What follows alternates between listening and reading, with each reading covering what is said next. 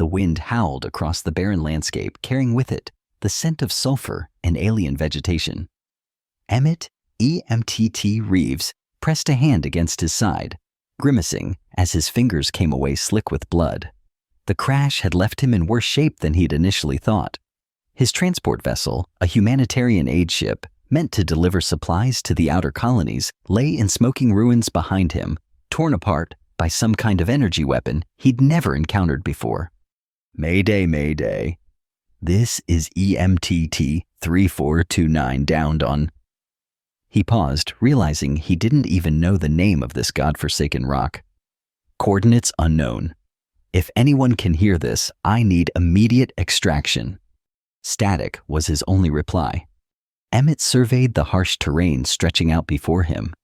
Jagged rock formations piercing the amber sky, strange flora clinging to life in the crevices, and in the distance, what looked like a dense forest of towering vegetation, unlike anything he'd seen on Earth.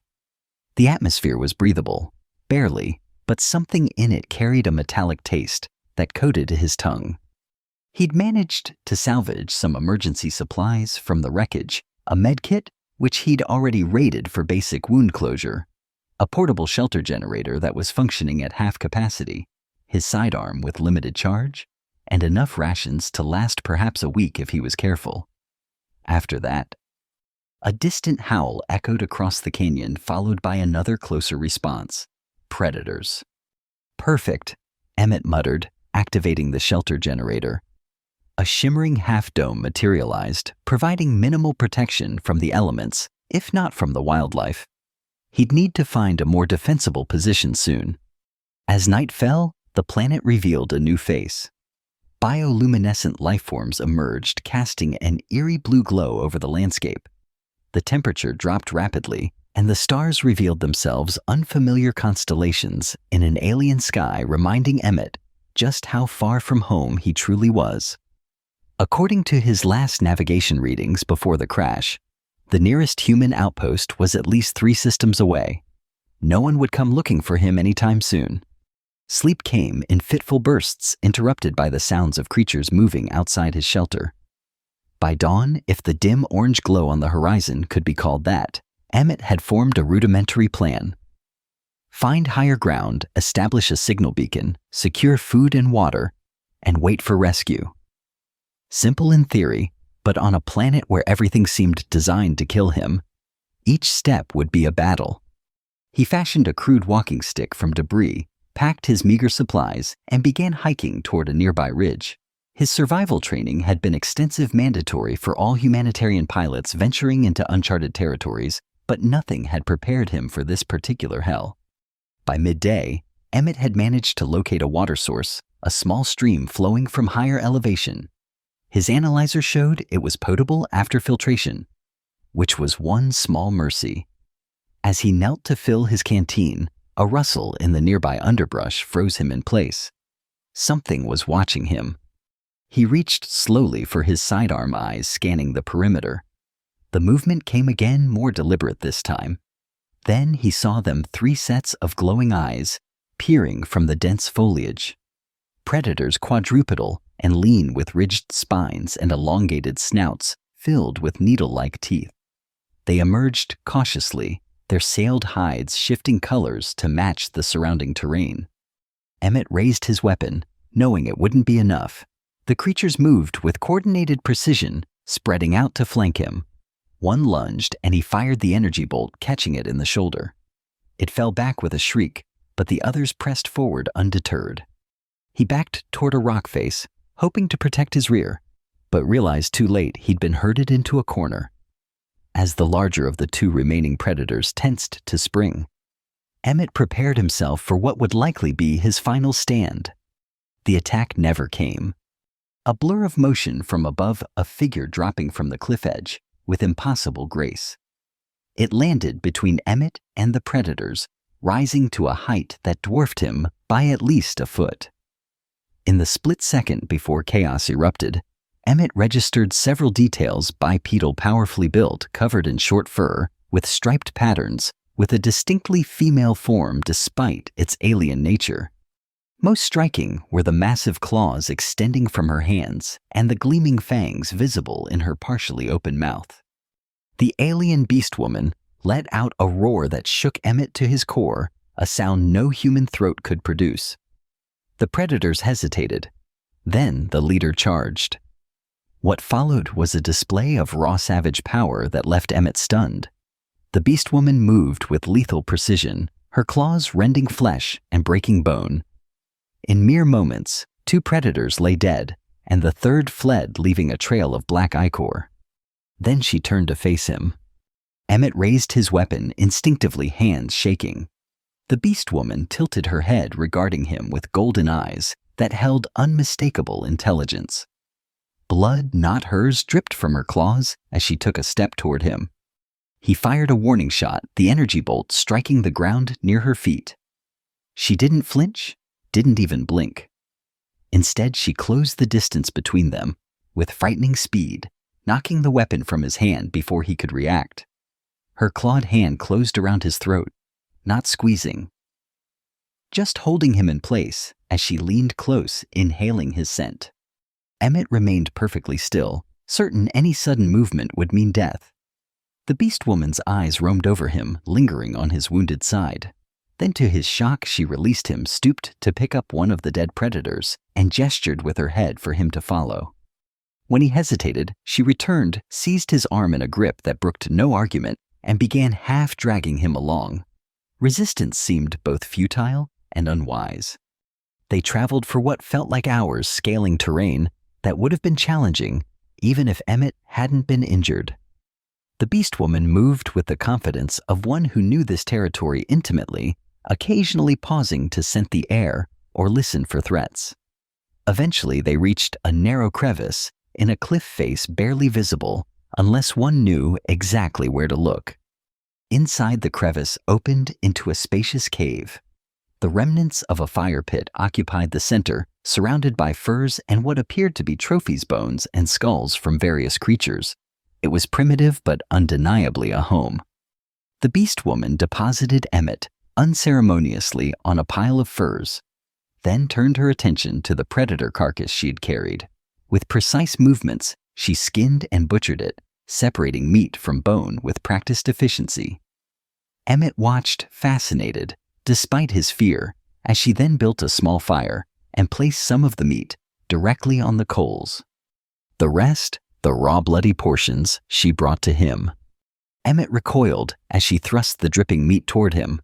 The Beastwoman growled a low rumbling sound that conveyed unmistakable displeasure. She pushed the offering closer, insistent. I can't eat that." Emmett managed the first words he'd spoken since their encounter. The growl deepened.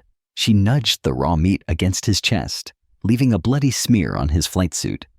When he still refused, she bared her fangs in what might have been frustration before retreating to the fire to retrieve the cooked portions for herself. As night fell, the pattern repeated. She would bring him raw meat growl when he declined, then eat her own cooked portion with obvious enjoyment. It made no sense. She clearly knew how to cook, yet seemed determined that he eat raw meat. By the third offering, Emmett realized this wasn't mere feeding. It was some kind of ritual, a test perhaps. His refusal was clearly causing offense, but the thought of consuming the bloody flesh turned his stomach. Eventually, exhaustion overcame anxiety and he fell into a troubled sleep, wondering if he'd wake to find himself on the menu instead. He dreamed of home, of Earth's blue skies and familiar stars, only to awaken to alien gold eyes watching him intently from merely inches away. The Beastwoman had been observing him while he slept. As soon as she saw he was awake, she retreated, returning moments later with inevitably more raw meat. "Look," Emmett said, gesturing toward the fire. "Cook first, then eat." He mimicked the process of cooking, then eating. The Beastwoman's eyes narrowed. She placed a hand on his chest, then on her own, and shook her head. Understanding dawned slowly. "You think I'm different? That I need to eat it raw?" She didn't respond verbally, but something in her posture suggested acknowledgement. Emmett pointed to the fire, then to himself, then mimicked eating again. The Beastwoman watched him for a long moment, then took the meat to the fire. Minutes later, she returned with a charred but edible portion. Emmett accepted it gratefully, taking a small, cautious bite. It was gamey and tough, but after nearly 2 days without proper food, it tasted like a gourmet meal. The tension in the Mank dissipated slightly as they shared their first meal together. Something had been established, a primitive form of communication, an acknowledgement of difference without hostility. It wasn't much, but it was a beginning. Over the next few days, a pattern emerged. The Beastwoman would leave at dawn and return with food, sometimes meat, occasionally strange fruits or tubers from the forest. She no longer insisted he eat raw meat, but watched with fascination as he prepared his portions, sometimes mimicking his methods with her own food. Emmett's attempts at verbal communication yielded limited results. She understood gestures and seemed to grasp basic concepts, but showed no inclination to speak herself. Though the range of vocalizations she could produce, growls, purrs, clicks, suggested she was capable of complex communication in her own way. He began to think of her as Claire, after his childhood pet cat, who had also brought him gifts of dead animals. The name seemed to fit, though he kept it to himself, unsure how she might react to such a human concept as naming. His wound was healing well, thanks partly to his medkit, and partly to Claire's unexpected knowledge of local plants with medicinal properties. She'd applied a poultice of crushed leaves that had reduced the inflammation dramatically. As his strength returned, Claire began taking him on short excursions outside the cave. She was teaching him, he realized, showing him which plants were safe to eat, which tracks belonged to dangerous predators, how to move silently through the underbrush. It was survival training, alien style. During one such outing, they encountered a small group of herbivores grazing in a clearing. Claire dropped into a hunting crouch, signaling for Emmett to do the same. He followed her lead, matching her movements as they stalked closer to the prey. When she indicated he should make the kill, Emmett hesitated. His sidearm was back at the cave, and he had no other weapons. Claire seemed to understand his dilemma. She produced a stone knife from a sheath at her waist and offered it to him. The blade was crude, but razor-sharp, crafted from a crystalline material he didn't recognize. The hunt was clumsy with Emmett, making several rookie mistakes before finally managing to bring down the smallest of the creatures. Claire didn't intervene, didn't help. This was his test to pass or fail on his own. When he finally succeeded, standing over his kill with the bloodied knife in hand, she made a sound he'd never heard before, something between a purr and a trill that he somehow knew was approval. That night, they feasted on his kill, and for the first time, Claire allowed him to prepare the meat for both of them. Something had shifted in their dynamic.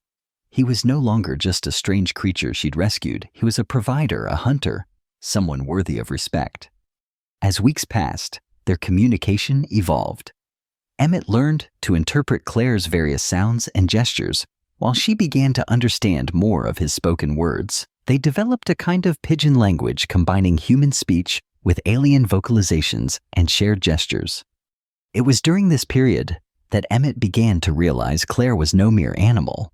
Her intelligence was at least equal to his own, possibly greater in some respects. She fashioned tools with precision-tracked game that left no visible signs to his eyes, and seemed to possess knowledge of stellar movements that suggested a deeper understanding of astronomy than simple instinct could explain.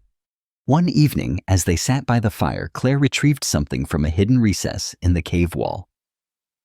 A small crystalline shard that emitted a faint blue glow. She placed it in Emmett's hands, watching him intently as he examined it. The object was technological, not natural. A data storage device of some kind, though far more advanced than anything in human technology. As his fingers traced its surface patterns of light, responded to his touch, projecting fragmented images into the air between them.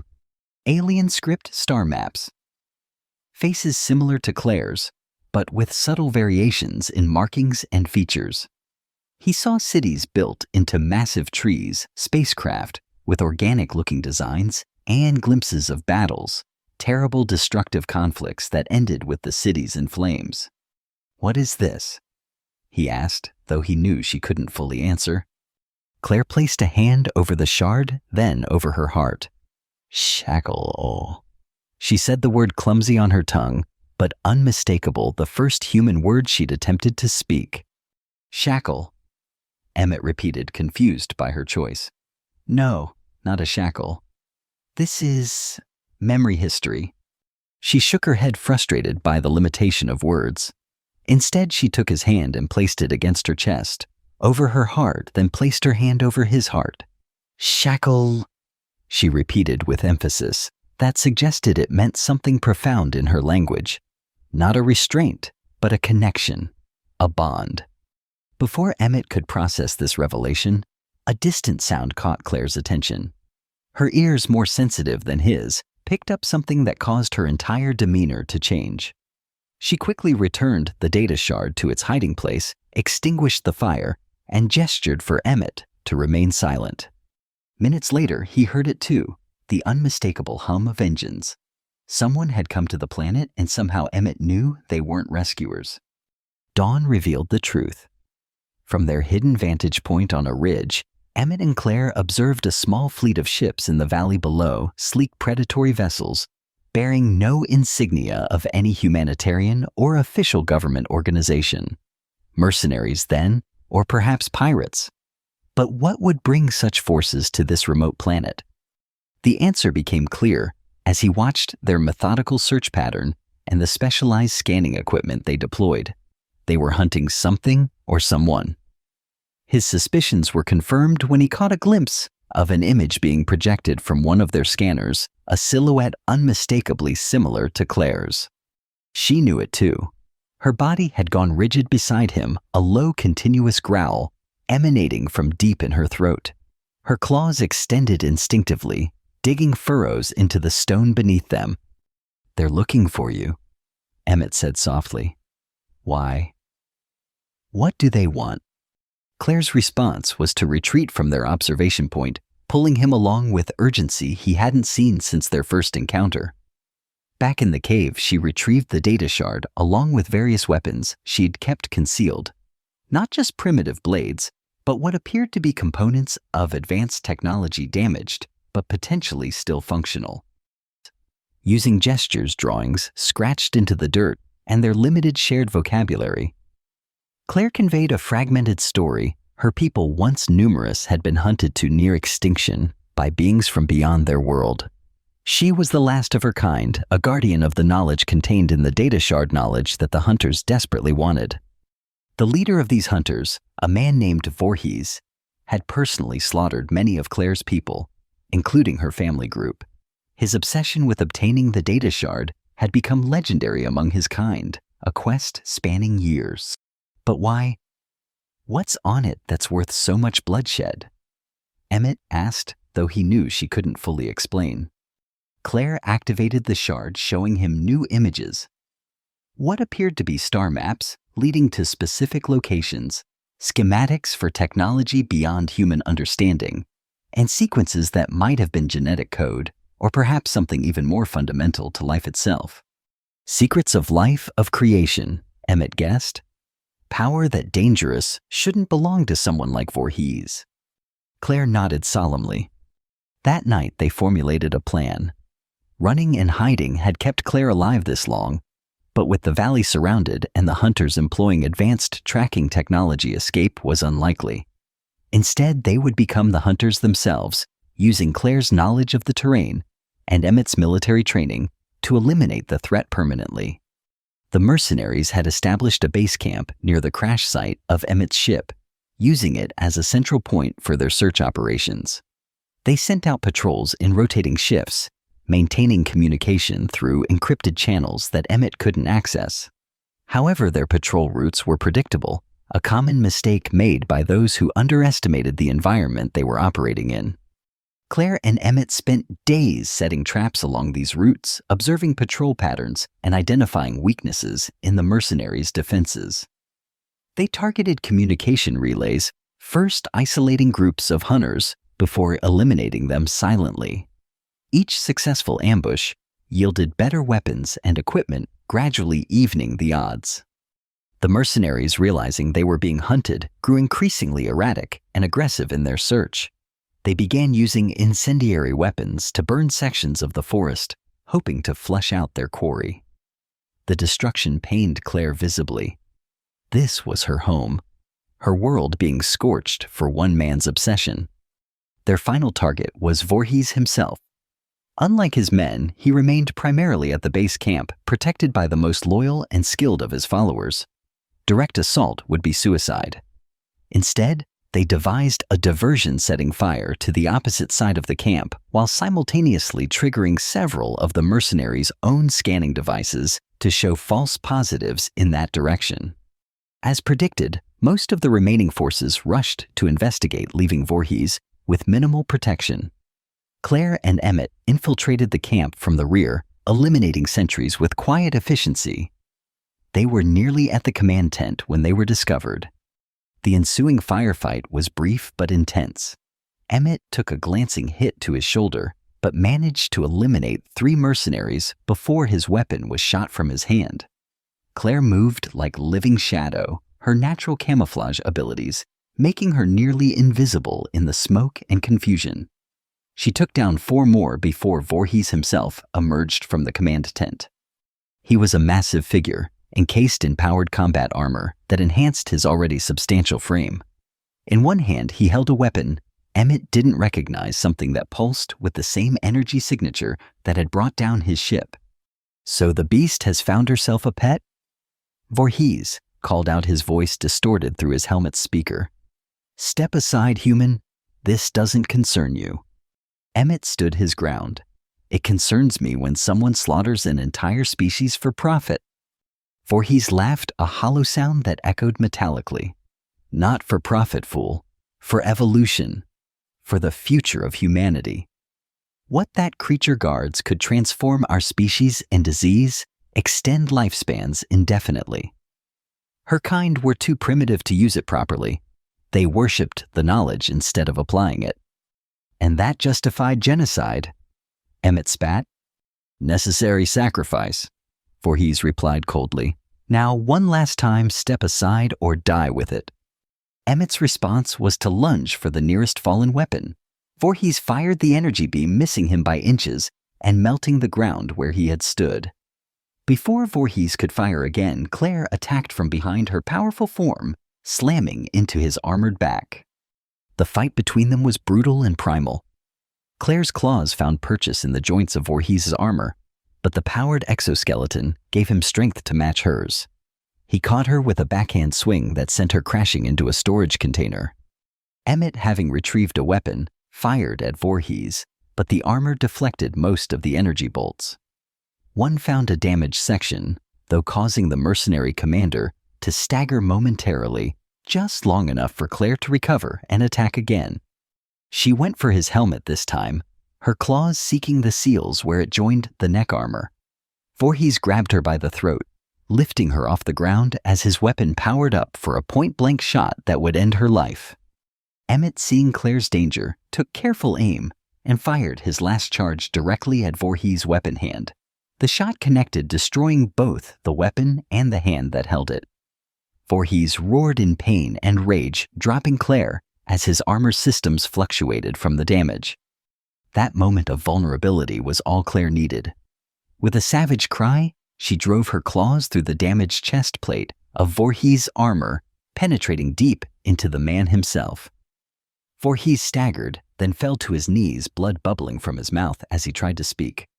"You don't understand what you're protecting," he gasped. "It's power beyond." Claire silenced him with a final merciful strike. The remaining mercenaries, seeing their leader fall, began a disorganized retreat to their ships. Some attempted to hold their position, but between the fires, the confusion, and the fear inspired by Claire's ferocity, their resistance crumbled quickly. Victory had come at a cost. Claire had sustained several serious wounds, including a deep gash across her abdomen that refused to stop bleeding despite Emmett's best efforts with the limited medical supplies they had salvaged. They couldn't return to the cave, it was no longer safe.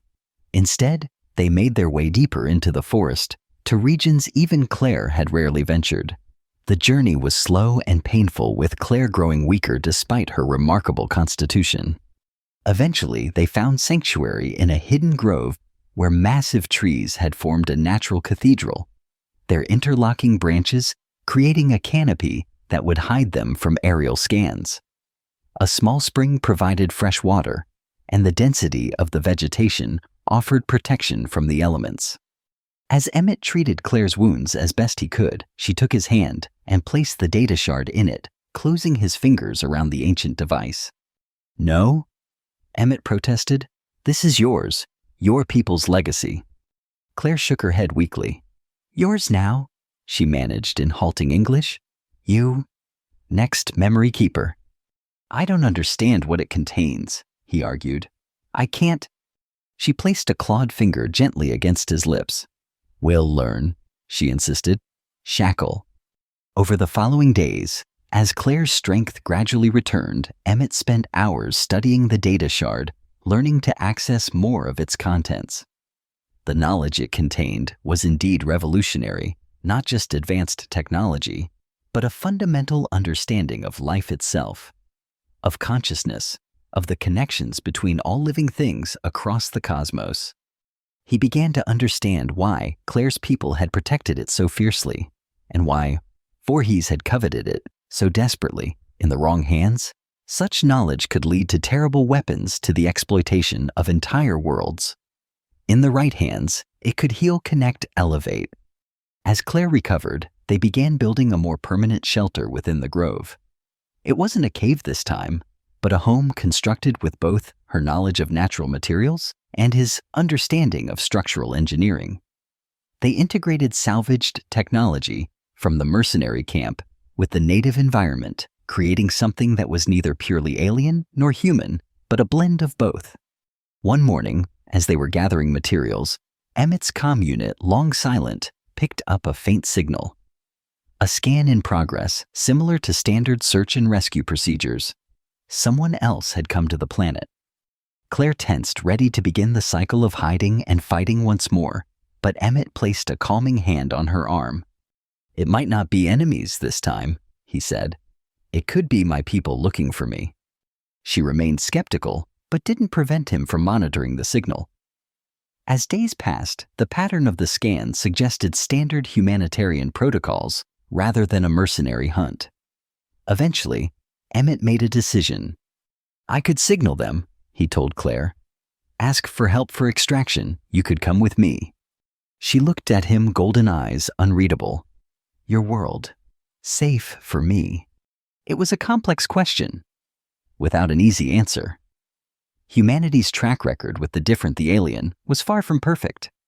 Yet the data shard contained knowledge that could benefit both their peoples if shared properly, protected from those who would misuse it. "I don't know," he admitted honestly. "But we could try together." Claire considered this, then gestured around their home. "Or they come here sometimes." Emmett understood what she was suggesting. Not permanent isolation, but a middle path. This world could become a meeting place, a nexus where humans could learn from the knowledge Claire guarded, but under controlled conditions, preserving both the sanctity of her home and the safety of the wisdom contained in the shard. They didn't activate the signal that day or the next. Instead, they continued building their life together, developing their shared language into something more complex and nuanced. Claire taught Emmett more of her people's ways, their reverence for the natural world, their understanding of the balance between technology and nature, their concept of shackle, which he now understood referred not to imprisonment, but to sacred bonds freely chosen. In turn, he shared human knowledge concepts, stories. They were building a bridge between two species, word by word, day by day. Months later, when another scan passed over the planet, they made no effort to hide the small settlement they had created. If those who searched were like Voorhees, they were ready to defend what they had built. If they came in peace, perhaps something new could begin.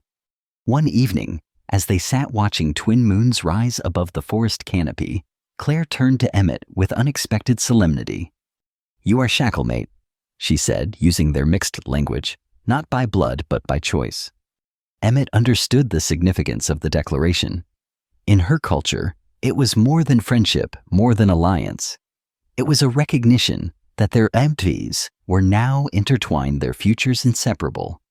"And you are mine," he replied simply. Then, remembering a ritual he had observed her perform when hunting, he added, "No one eats alone anymore." Claire's expression softened into what he now recognized as her version of a smile. She leaned against him, her larger frame curving protectively around his as they gazed up at the alien stars that no longer seemed so foreign. They weren't human and alien anymore, they were simply two souls who had found each other across the vastness of space, creating something new and unique in their union. Whatever came next, rescue conflict or continued solitude, they would face it together, bound not by necessity but by choice. And in that moment, on a nameless planet far from Earth, Emmett realized he had finally found home,